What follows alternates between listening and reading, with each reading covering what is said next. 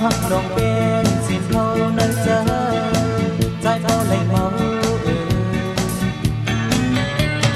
hắn sai ta suy chân hết giờ na na chắc ngôn hắc non quay chân trời ông sai chơi suy chân hết giờ na na kiến tuyết mắt kêu quạt mưa trời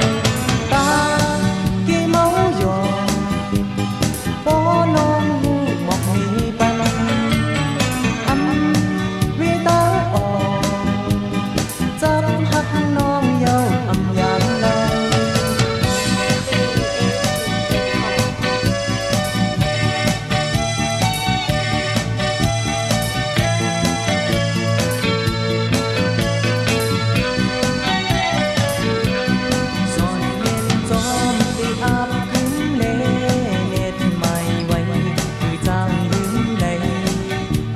có lại để được trái để mong mỏi trong khi trang trong hôm chú lấy đi giờ đi đồng thời dung về con muốn lòng quen xin thâu nơi giờ trái bao lấy máu anh sai cao su âm hết chẳng na na chấp muốn hắc non quay chân trời ông sai chơi suy chân hết chẳng na na kiến tuyết mắt kêu quạt mưa trời ta khi máu giòn bó non mọc mi ban âm vì ta ồ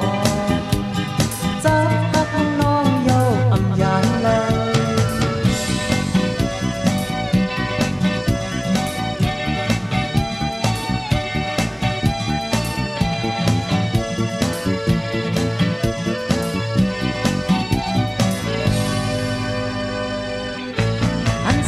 su âm hết giờ na na chắc ngôn hắc non quay chân trời ông sai chơi su chân hết giờ na na kiến tuyết mắt kêu quạt mưa trời ta khi máu giòn bó non hu một mi ban âm